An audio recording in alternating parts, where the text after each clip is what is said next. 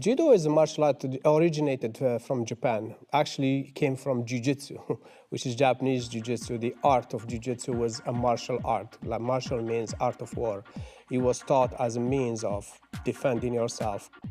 There wasn't a lot of Jiu-Jitsu black belts in Canada at that time. Jiu-Jitsu was not widespread at that time. It was just a young sport. So when I heard that Bruno Fernandez, who was a three-time world champion, basically said, he's the guy.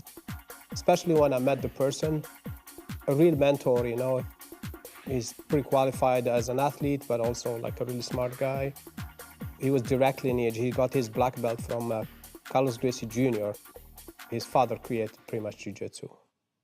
He trained GSP when he was in Montreal. It's interesting because I come from a background of a sport where there is no black belt. So I kind of interpret it maybe a little bit differently than some other people. I think black belt is somebody that has made certain sacrifices to the sport and has identified that this is going to be a major priority for me. So I think that's a big part of it. I think a black belt represents a huge amount of hours and sweat.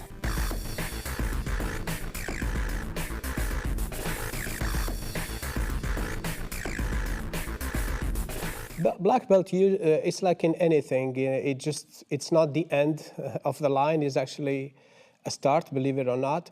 Being a black belt, it just means that you put in the time, you trained really hard. It's mastery. You did usually average person should not be 16 years, just because when we started, there was nobody in Canada. So we could be blue belt or white belt for 10 years. Nobody will give you anything. It should take a regular person to train. It should take 10 years to achieve your black belt. It's just you attained a level of mastery in Brazilian Jiu-Jitsu. Judo moved on, emphasizing the throws, the spectacular throws. Brazilian Jiu-Jitsu actually came from a judo master, Count Kuma. There is a large Japanese immigration to Brazil. He taught the Brazilians. He was actually teaching them some form of judo, and they call it Jiu-Jitsu. And now it's Brazilian Jiu-Jitsu. The emphasis of Brazilian Jiu-Jitsu was not so much sport when it started, was self-defense. So it kind of went full circle. So a lot of the techniques you do in Jiu-Jitsu are very similar to techniques you do in judo. Well, it's very different from a lot of different martial arts, specifically, say, karate.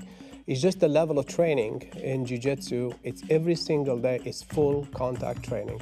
There is no forms, there is no doing stuff in the air. You're constantly training with a partner. Much more different than other martial art where you do forms and you get your black belt. The difference in Jiu-Jitsu, you come to class and every day, you're training hard, like judo would be, or wrestling, which is full contact sports. You train at the highest level possible. It is not doing movements and you're getting full contact. A person you train with trying to submit your armbar, you make you tap. So you're going pretty hard every single day. So I think the impact, the physical impact is huge, but even the psychological impact is huge. You're not going to be a black belt without suffering. That's why black belt in Jiu-Jitsu, or Judo for that matter, is highly, highly prized. It's not something you can just do for 2 years and get a black belt.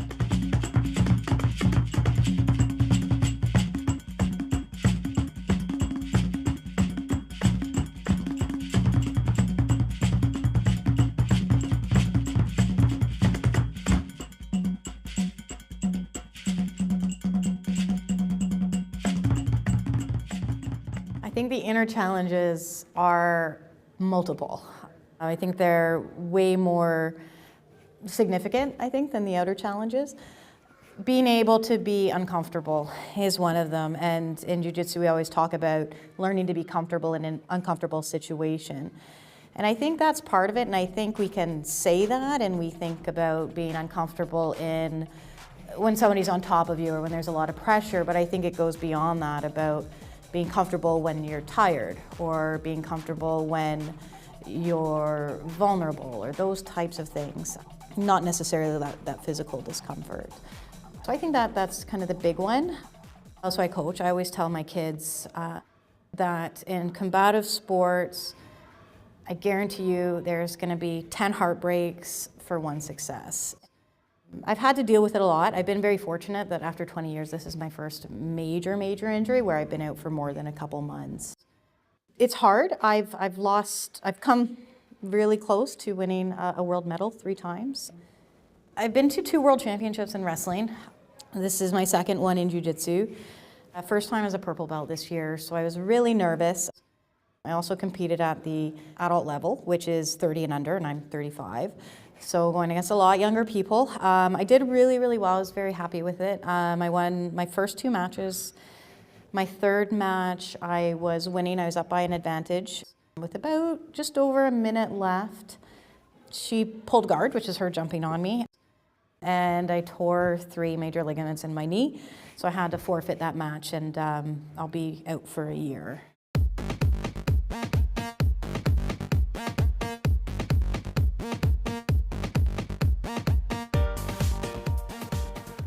Suffering and struggle is part of everyday life. The Jiu-Jitsu struggle is no different from everyday life struggle.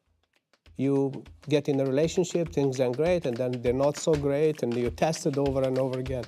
I think the mat teaches whatever struggle, you'll face it, and you move on. So struggling on the mat, being tested on the mat is just a microcosm of what life is. So the way I deal with stuff on the mat, I replicate it successfully the way I deal with challenges in life, at work, at home, everywhere. If there's a problem, I'll figure it out, I study it, find a solution, try it. Doesn't work, study, find the solution, try it. So whatever I do, it's the same process. I like that it's difficult. I don't like it's easy. If it's easy, it gets pretty boring pretty quick. Well, the most difficult thing I think in learning Brazilian Jiu-Jitsu from the inner point of view is dealing with doubt. You think you're good, but sometimes you're not. You're challenged every single day in class. Nature of life, learning to suffer is normal. You're not going to get your way every time. You're not going to get that job. You're not going to get that beautiful car. And there's things that happen in life, that sickness or loss of friends, or loss of family. Suffering is part of life. If you call it suffering, I'd like to call it resilience.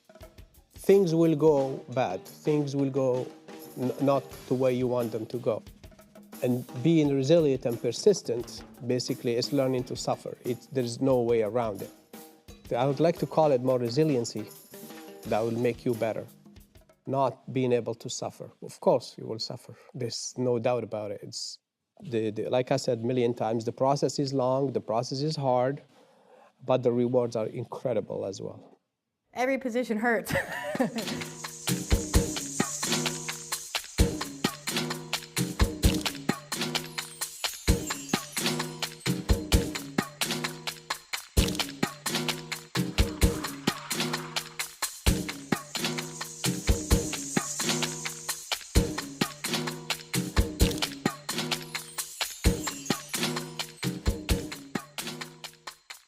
Same thing on the mat, when you're really struggling on the mat, or you're feeling you're not doing well, or you feel exhausted, is to turn off that brain and just, I'm doing it.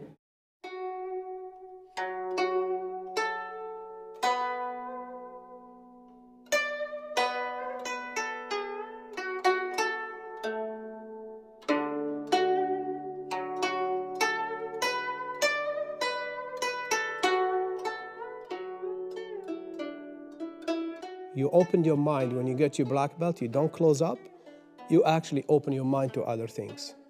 You achieve the technical level, you learn Jiu-Jitsu, you know Jiu-Jitsu, you know all of Jiu-Jitsu if you're not technically, but there's other aspects that open up as well. So for me, mastery is not an end result. It's just a start. You cannot go and buy a Jiu-Jitsu black belt. You have to go through the process. Not everyone will get a black belt. So it's quite an achievement to me. So it's not something you could buy with money. You can only buy it sweat and blood. And I respect that very much. I think the spiritual dimension will come later. You learn martial art, you start training martial art, but the spiritual dimension, when you get into real struggle, you don't become a spiritual guru living a perfect life. You can't. Only the struggle will get you spiritually, where you need to dig in deep. That's what spiritual means. If you train Jiu-Jitsu, you don't need to be like so amazing, balanced and spiritual. It's the process when you move in and things got hard, you start digging deeper than just physical and mental. So the spiritual dimension will come in from the struggle. At that level, yes, you have to be spiritual ready for that aspect.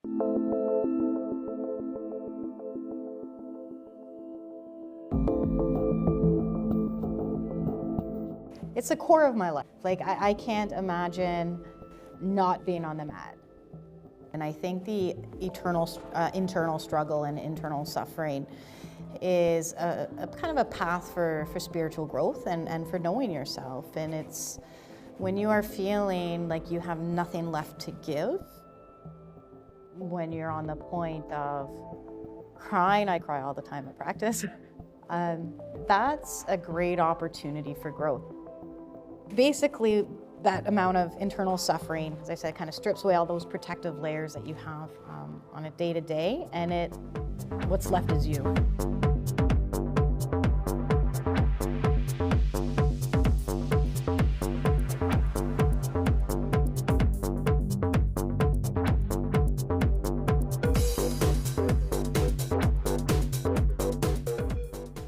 We don't learn martial art to go fight. We use the fighting to make us better human beings. It's just a tool. You have to try, and trying is more rewarding than just thinking about it and philosophizing and coming up with plans that never get achieved. Just go and do it, and then you'll figure it out. Trust yourself. Like, that's it. Trust your body can do it. I don't care how tired you are, you put the work in, your body can do it.